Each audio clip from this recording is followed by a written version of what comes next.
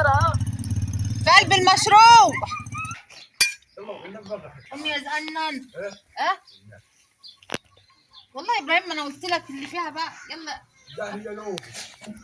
يا صباح الرزق والهنا وصباح السعادة والخير والحاجات الحلوة كلها. صباح الرزق، صباحكم جميل، صباحكم مشرق بنور الله. اللهم صل وسلم وبارك على نبينا محمد الميعاد اللي وعلى رايحه آله فين؟ وصحبه وسلم تسليما كثيرا. ازيكم يا حبايبي، عاملين ايه؟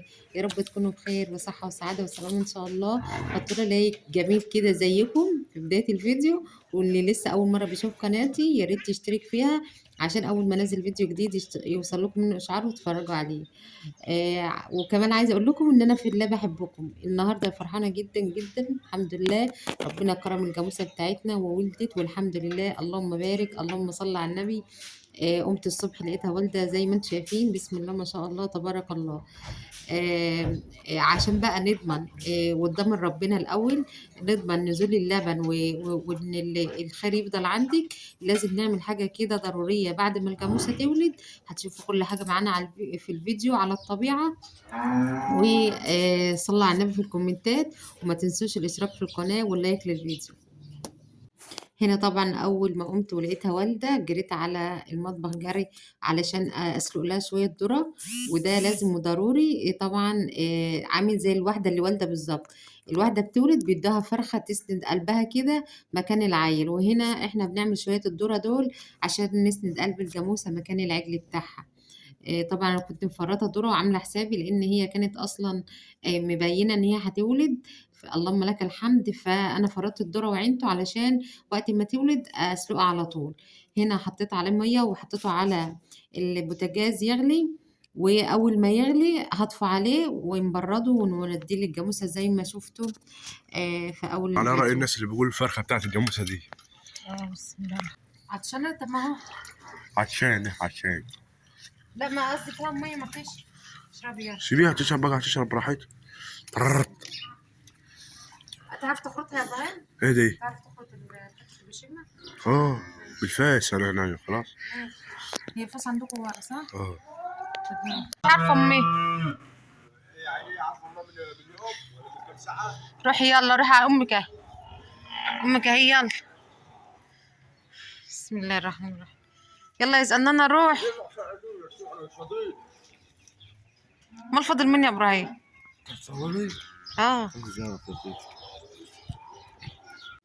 هنا بقى ايه، جبنا البشيمه بتاعتها بعد ما نزلتها علشان نقطع منها حته زي ما انتم شايفين. احنا هنا دايما دايما وعادتنا ان احنا نقطع حته من البشيمه ونصرها في سره كده ونعلقها في رقبه الجاموسه زي ما هتشوفوا دلوقتي. طبعا بنقطعها بنخرطها كده لانها بتبقى جامده جدا. وهنصرها ونحطها في رقبة الجاموسة لمدة 40 يوم. ده بنعمله علشان ما فيش حاجة تشهر الجاموسة، مثلا قطة دخلت على والدة، كلبة والدة، أيا كان ما تتشهرش. وإن شاء الله يعني انده اللبن لسيف يلا بتاعها عشان ما ينشفش ولا يمسكها يقل وراك ولا على الكلام ده الموتوسيكل. كله. ورماها زي ما هي كده اهو. هتحطها، اجيب لك القماشه اللي هتحطها فيه. طبعا اجيبها البهيمة لك. لما بتتشهر عارفين لبنها يا زنانه اخش جوه. بيقل يا قلب امك، ده أو انت ممكن معجونه في يتقطع النيل. كمان، وما بتطلبش العشر بعد هنا عينها كده. لها وعين السكين. زيها زي الست بالظبط. خد يا ابراهيم.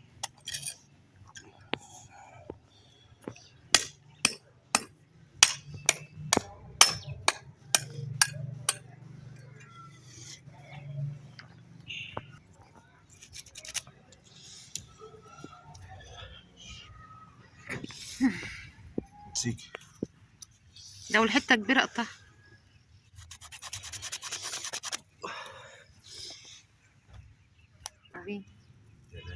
يلا يا سيف اركب ورا ابراهيم وروح ارميه.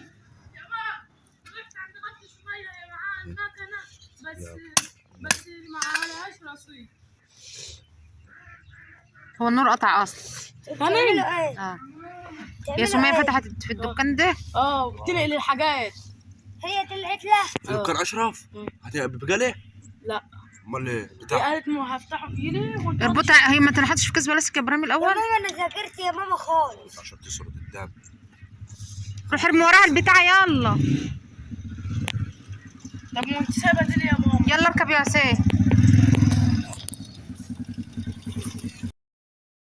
هنا بقى حطينا بقية البشيمة في شكارة زي ما انتم شايفين، ولازم تترمي في المشروع أو في الترعة أو في البحر، أي مكان المية فيه جارية لازم ترمي فيه البشيمة، ما تتحطش في الزبالة ولا جسر الترعة ولا الكلام ده كله. ممكن في ناس وهتعمل لك بتقاوم، يا لكن سيد الأفضل إن اما هي تروح ارميها في قلب تحطها المشروع. لا جنب تمام. السكوتر عندنا في قلب دي كانت المشروع يا بس حاجة سيد، لازم السكوتر نعملها اهو. للجاموسة لما في تكبر. قلب المشروع. الله يخليك. من أصعب الحاجات بقى أول رضع للعجل بعد الولادة، من الله. أصعب الحاجات ايه ده؟ إيه اللي وبنمرر كده طلعت على ما بره؟ يرضع. طلعت وراك. فالله المستعان، ويلا بينا نشوف هنعمل ايه. امسكي يا بيه، نعم. امسكي يلا بينا. يا ابراهيم. مش نلفها في حاجه كمان؟ لا عشان تشرب الدم. هي مش راضيه تاكل ليه يا ابراهيم؟ ها؟ مش راضيه تاكل ليه؟ انا مستغربة بس.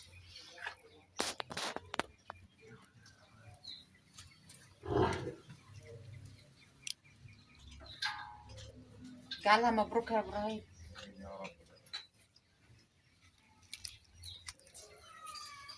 اشحنه من اجيب السنترال. بنت اجيب بنتها ترضع دلوقتي ولا شويه؟ امال مش هترضعيها الساعة الصبحية يا ولدة فين؟ الصبح بدري. طيب يعني ميعاد رضاعة اهي عشان ما تلتهبش. ايش؟ يلا بقى اما اروح اجيب برسيم انا. بص بتعمل ازاي؟ هتعالي بقى من اول ما من هذا. عندك يا سلمى حتة في الرغيف شاورما على طول. طب انت كنا ادانا من الحته ده ولا ايه؟ احنا بنعمله بقى. لا قلت تاكل. ما انا قلت لك حطها لهم انت اللي ما رضيتيش. قلت تاكل يا ابراهيم. بتحبليش؟ حفلة. اشهد ان لا اله الا الله اشهد ان محمد رسول الله. انت بتدفع هو المية. كده فحتان. يعني انا هدي بالكامل. انت مش الكزلة كده بتعملي بيه بتاع البهايم؟ طب بعمل بين الدهاي. طب وانت بتقطعي بيه ليه؟ ويعني ايش ما يفهم. امي يا زقنن. اه والله يا ابراهيم، ما انا قلت لك اللي فيها بقى. يلا لا هي لو سيبك بين ده عليه. اعملي اطفي قومي. هي بتقوم لوحدها يا ماما، انت بتغصبها ليه؟ اهي ده يلا امني يا اختي. يلا يا زقان.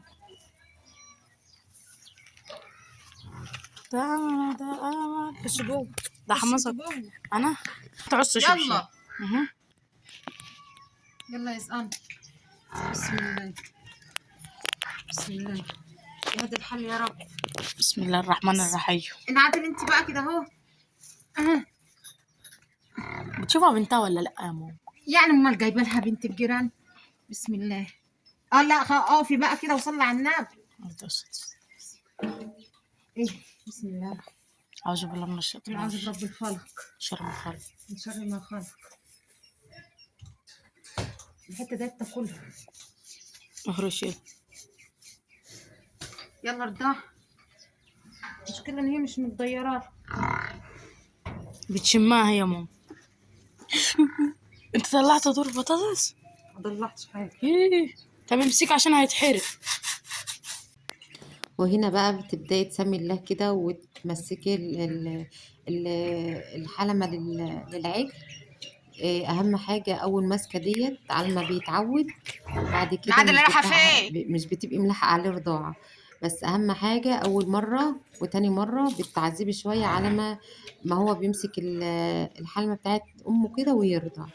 طبعا أمه بتفضل تلحس فيه كده زي ما انتم شايفين، وسبحان الله حنية الأم. آه، طبعا تسيبيه يرضع من المسمار. أول رضعة دي بتبقى كلها مسمار، بتكون مغذية جدا، وهي دي اللي بتوقف عليها مناعة العجل بعد كده.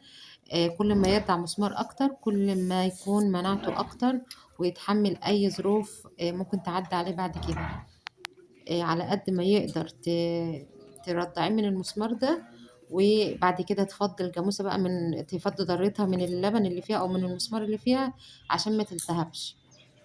وما شاء الله بيفضل اللبن بتاعها طري لمدة 3 أيام، ما ينفعش يتحط على النار ولا يتغلي ولا يتشرب منه ولا أي حاجة. بعد 3 يوم بتبدأي عادي بقى تخضيه أو تفرزيه في مكنة الفرز. وربنا يرزق الجميع يا رب، ويكتر علينا وعليكم الخير، اللهم آمين. بسم الله ما شاء الله تبارك الله. لو وصلتوا معايا لحد هنا اكتبوا لي انتوا وصلتوا معايا للآخر، وما تنسوش اللايك والاشتراك في القناة، وبحبكم في الله جميعا، وربنا يديمكم نعمة في حياتي يا رب. واستنظروا بقى الفيديوهات اللي جاية كلها فيديوهات حلوة ان شاء الله. ومن الفيديو ده للفيديو الجاي استودعكم الله الذي لا تضيع ودائعه، والسلام عليكم ورحمة الله وبركاته.